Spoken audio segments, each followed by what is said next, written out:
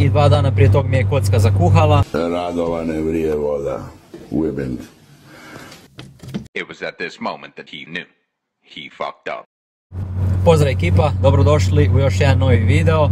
Ja se trenutno nalazim u svoj kocki, na putu sam prema garaži, a razlog tomu je taj što mi se 2 dana prije što sam otišao na tehnički, inače pričao sam u prošlom videu da trebam otići na tehnički upisati felge, gevinde i distance. Imao sam termin za petak i 2 dana prije tog mi je kocka zakuhala. Radovane vrije voda, ujebent. Radovane vrije voda. Kobačice, bašuljkuvam.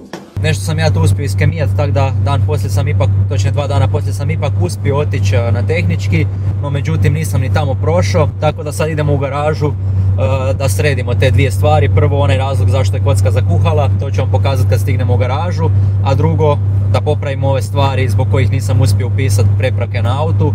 Tako da ništa, vidimo se za par trenutaka u garaži, da malo detaljnije pojasnim, da se bacimo na posao, nema ništa puno posla i onda nadam se da ćemo napokon uspjeti legalizirati ovaj auto i nadam se da će biti spreman za malo dulje putovanje na koje planiramo ići s njim.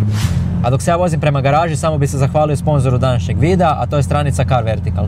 Car Vertical nudi provjeru povijesti automobila, a to ćete napraviti na način da odete na prvi link iz opisa videa, preko tog linka dobivate 20% popusta ili iskoristite promo kod Matej koji vam isto donosi 20% popusta. Tamo na stranici unesete broj šasije i izbacit će vam kompletno izvješće o automobilu, znači ako je nekad bio razbijan u prošlosti ili ako je skidana kilometraža, ako je možda bio taksi ili ako je bio u prošlosti ukraden, to će vam sve izbaciti u tom izvješću, tako da to može uštediti dosta novaca ako kupujete neki polovni automobil.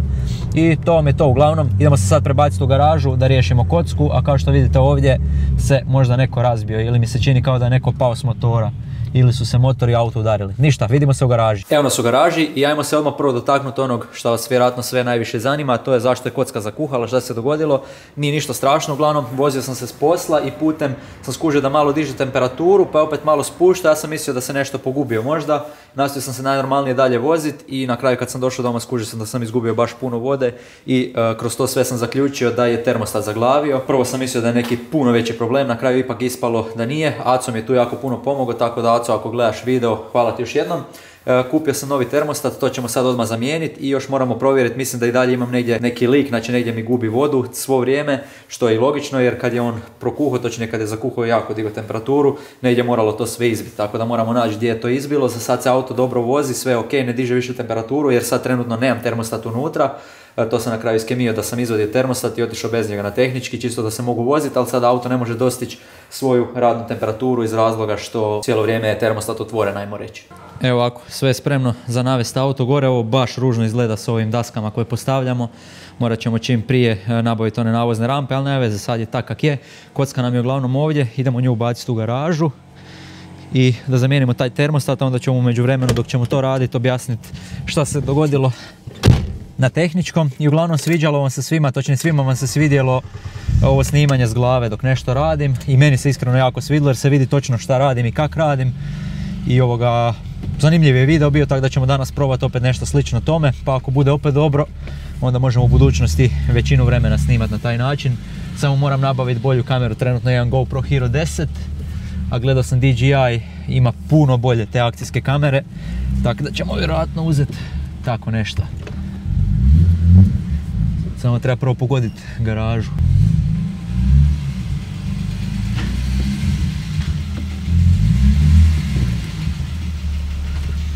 To je to. Jako je lijepo vrijeme. Ko što možete vidjeti, u kratkim sam rukavima i to mi omogućava napokon da imam otvorena vrata od garaže i automatski imam puno više svjetla. Ajmo prvo na mjesto auto na dizalicu, pa ćemo onda sve ostalo.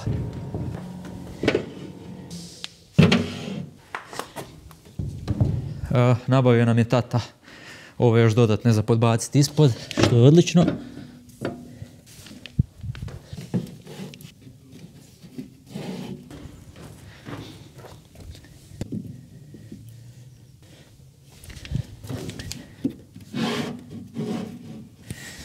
To je to.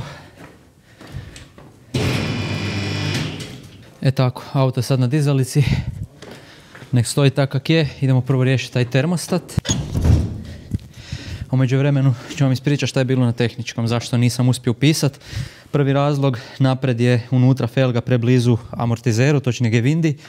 Da bi to riješio, morat ću auto mrvicu dići naprijed još. Iza je problem što felga malo previše viri van, znači ovaj ovdje rub ripne ne smije viriti van, tako da morat ću ili malo probati proširiti još taj blatobran ili staviti 15 mm umjesto 20 mm distancu.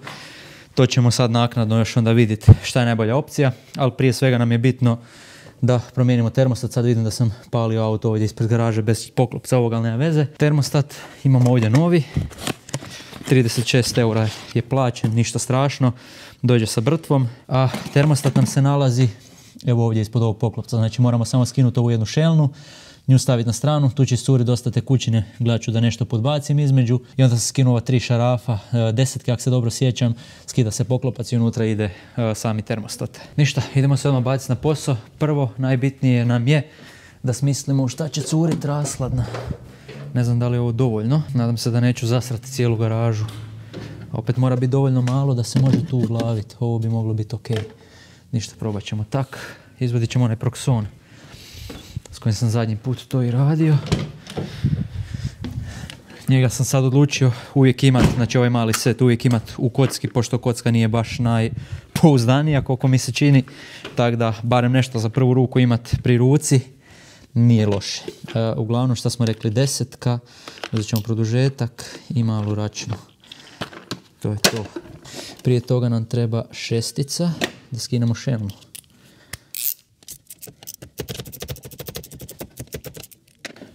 Mogu bi staviti rukavice, pošto nemam nikog da mi pomogne oprat ruke, a pipu ovdje nemamo.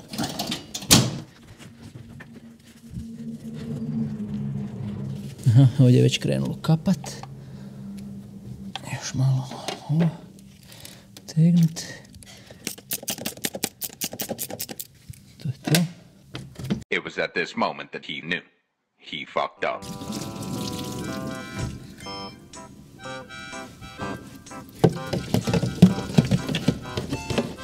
Aha, odlično. Ok, nije bilo drugog spasa nego da sve iscuri dolje po podu.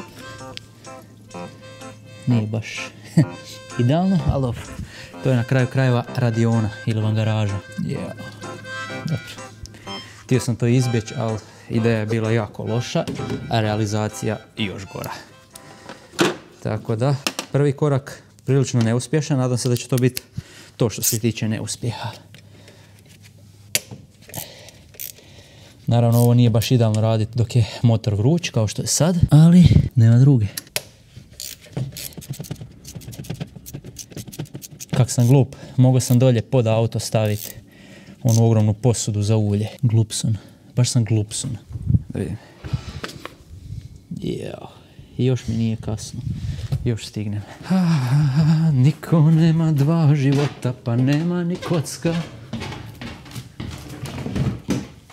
By the way, ovdje imamo puno smeća koje trebamo uskoro uzeti kombi i odvesti. Sad dok ja ovo donesem, već iscurilo sve što je imalo za iscuriti.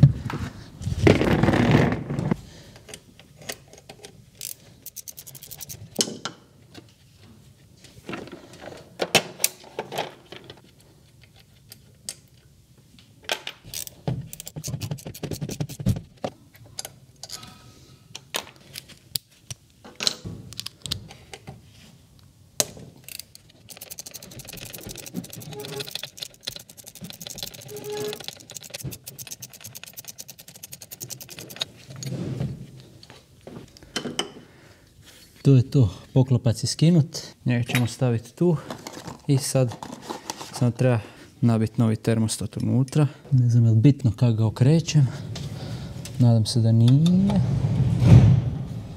Nadam se da je to ok ovako, to je taj rad. Uglavnom da, problem je bio što onaj termostat stari zaglavio zatvoren i onda kad je temperatura prešla 80 nije otvorio da voda prolazi kroz hladnjak, nego se pokušavao hladiti s tom vrućom vodom. I onda kad sam skinuo onaj pokvareni termostat, onda je cijelo vrijeme voda cirkulirala i normalno je hladila, tako da poprilično smo sigurni da je bilo do termostata, točnije 99% smo sigurni i onaj stari termostat sam ubacio u kipuću vodu i nije uspio otvoriti, tako da poprilično sam siguran, samo možda nađemo gdje pušta kasnije, nadam se da nije na nekom zeznutom mjestu i to je to. Sad mi još preostaje vratiti sve nazad na svoje mjesto. To je to.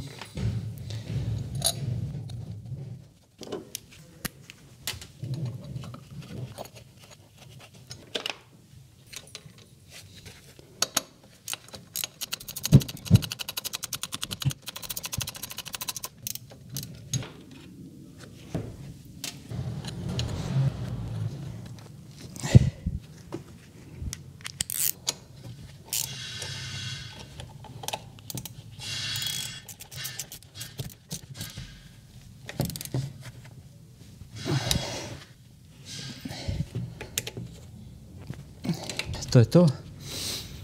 Termostat i poklopac su vraćeni. Još sad preostaje vratiti crijevo i zategnut čelno.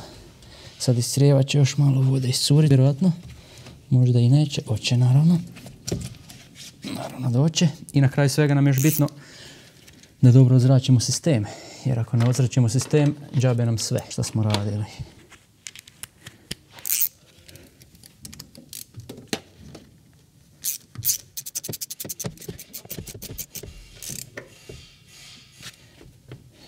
To je to, sad ne znam koliko imam vode ovdje za nasut u auto, ali bitno je normalno, to je već počelo curiti van garaže, to naravno nije dobro. I polit ćemo s običnom vodom, da se to koliko toliko razrijedi. Tako, sad uzet ćemo vodu za piće.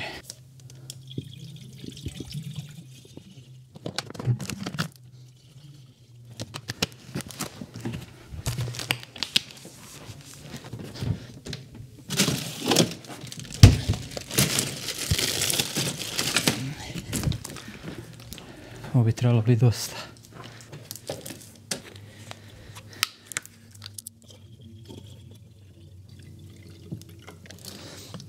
Sad treba upaliti auto i nadosuti još vode.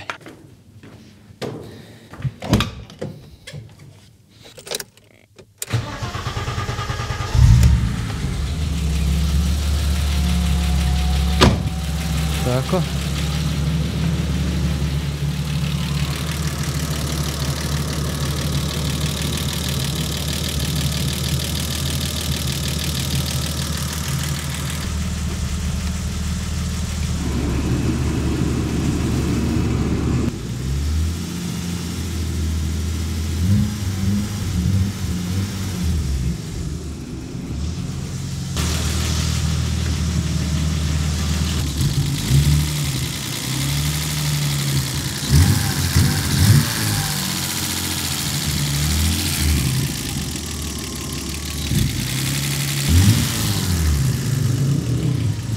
Ništa, ekipa, idem ja dalje osračiti sistem do kraja, pa vam se onda javljam da riješimo TG vinde, točno da uštelamo još to da bude napokon onda sve kak treba.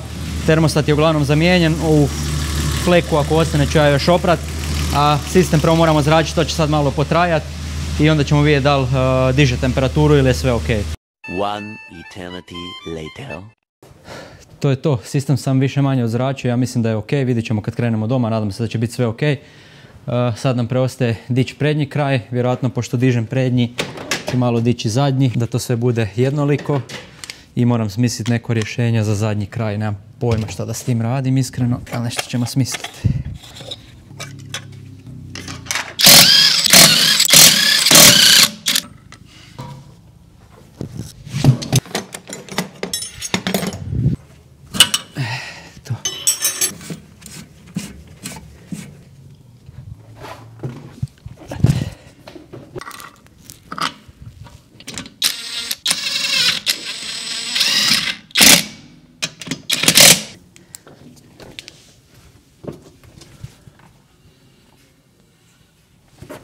Sad pokušavam dobiti visinu, sad kak sam malo digo, sad se udaljilo od felge, ali je blizu ovom špicu gume. Sad ću ja probati namjestiti da bude točno u ovom falcu između felge i gume.